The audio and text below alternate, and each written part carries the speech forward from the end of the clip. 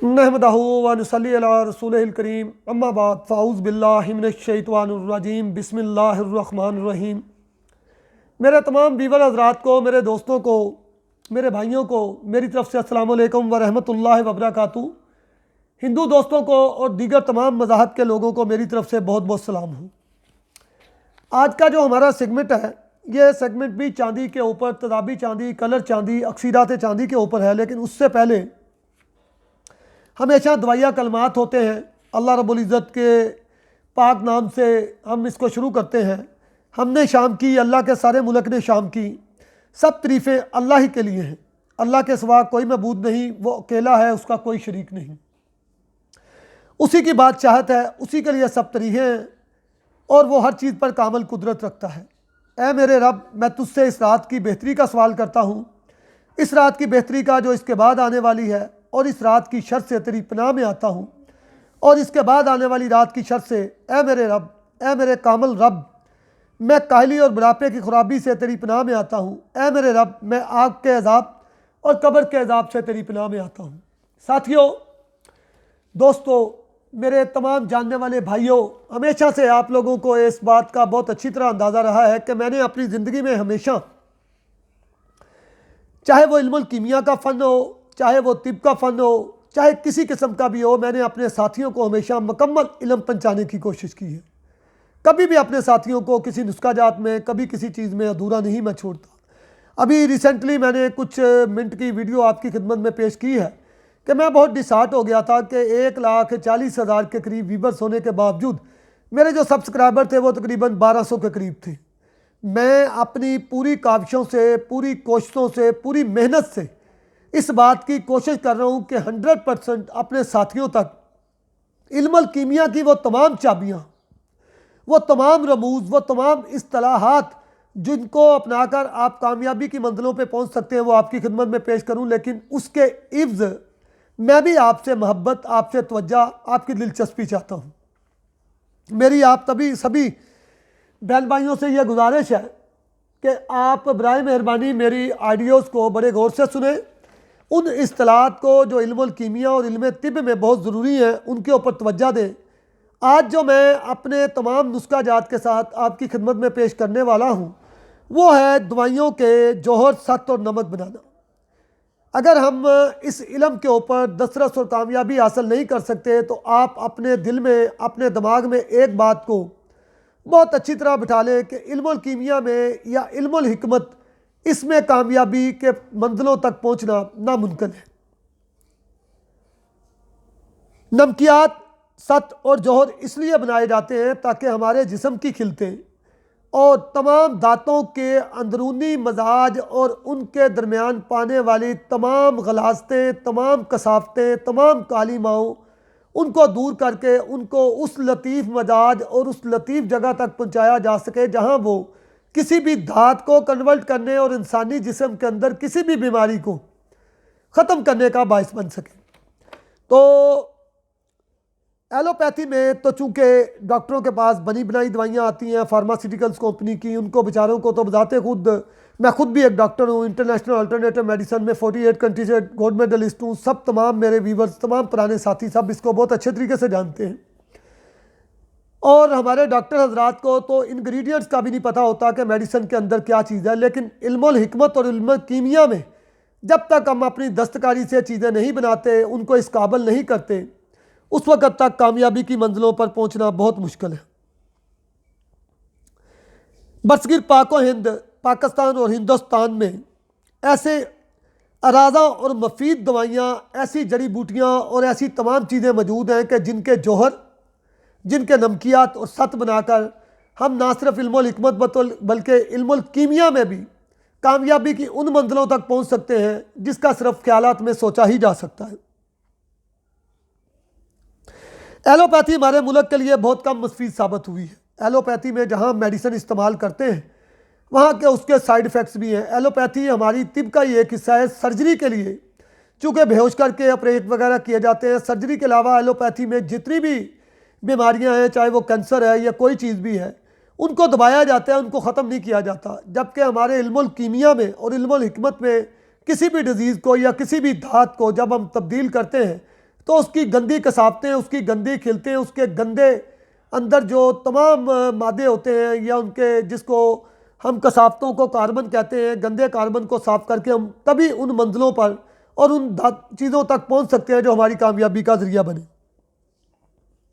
हमारे इस मुल्क की आबोहवा और माशरत और यूरोप की तमाम माशरत में ज़मीन आसमान का फ़र्क है। मेडिसिन जितनी भी डिज़ाइन की जाती हैं वो मशरक़ी ममालिक में बहुत कम ऐसा होता है कि उनके मिजाज के हिसाब से तैयार की जाए। ज़्यादातर मेडिसिन यूरोपियन ममालिक के हिसाब से, उनकी मेडिसिन उनकी आबोहवा के हिसाब से तैयार की जाती हैं।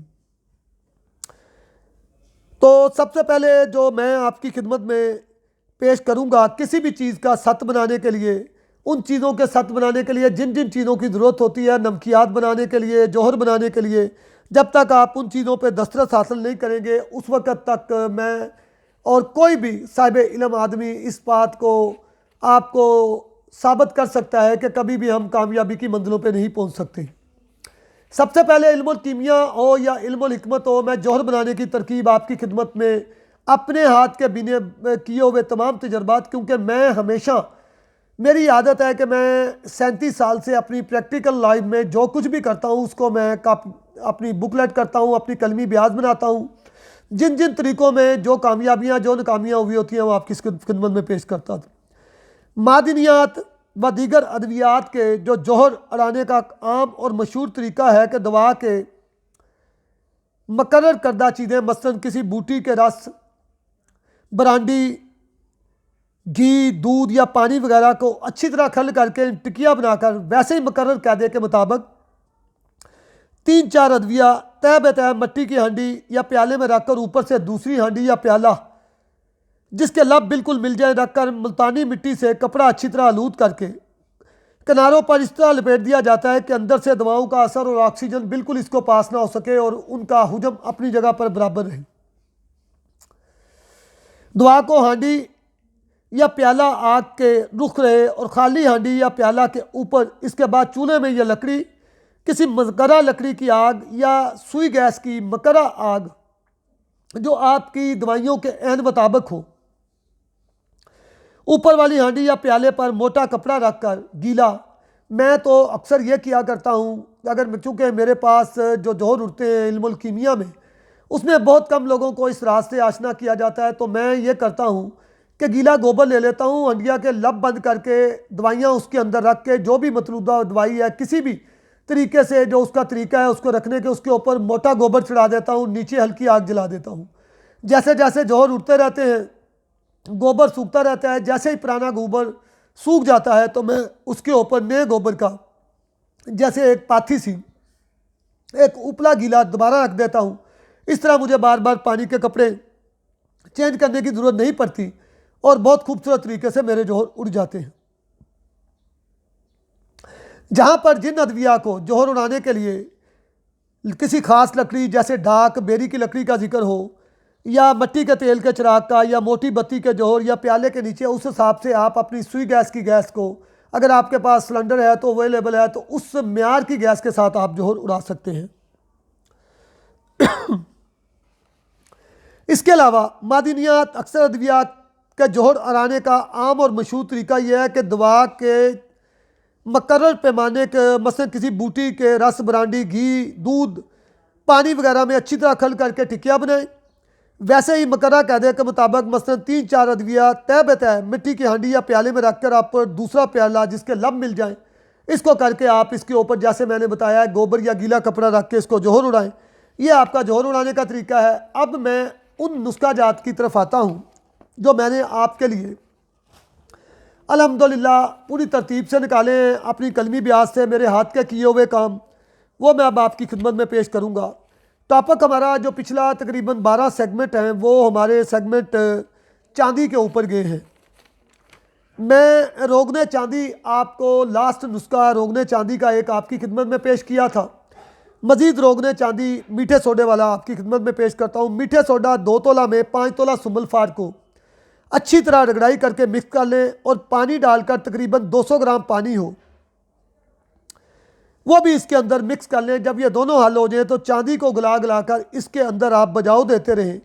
हत्ता कि चांदी को बजाव देते देते जब आप महसूस करें कि आप अपनी चांदी को पकड़ें और वो बिल्कुल पाउडर की तरह बने, वो पतरा, तो समझें कि आपकी ये चांदी तैयार है।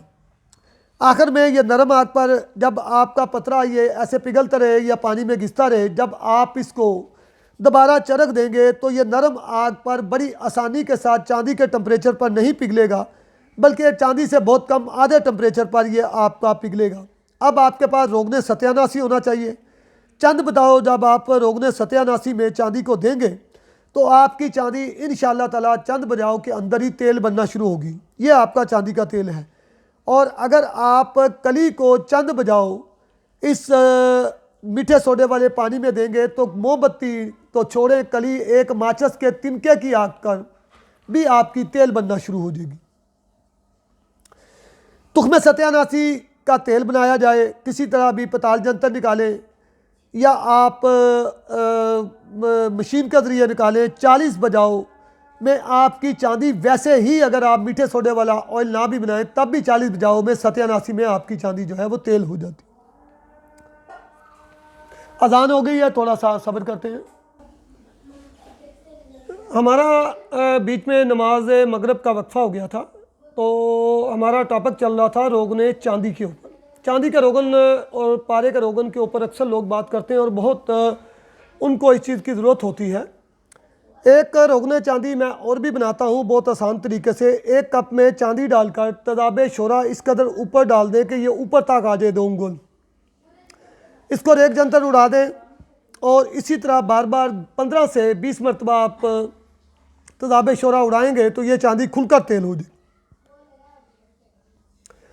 एक और नुस्खा आपकी खिदमत में पेश करता हूँ। 2 किलो बलादर का तेल निकाल लें। अब 20 ग्राम ये तेल लेकर 50 ग्राम गंधक आंवला सार इससे रगड़ाई करके असली चांदी जो 999% चांदी के सिक्के पर इसको 1 तोला पर लेप करके 5 किलो की बंद आग देनी। चक्करशुदा बरामद होगा, तदाब शोरा में डालें।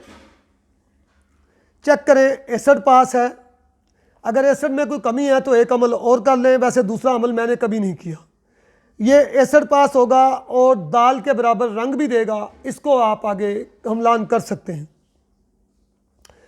एसिड प्रूफ चांदी करने के लिए रोग में तुख्मे कसम्बा, अगर पताल जंतर आपके पास या किसी तरीके से भी निकला हुआ है, इसके अंदर 15 से 20 बजाओ जब आप चांदी को देते हैं तो यह चांदी भी आपकी मुकम्मल एसिड प्रूफ तदाबी होती है।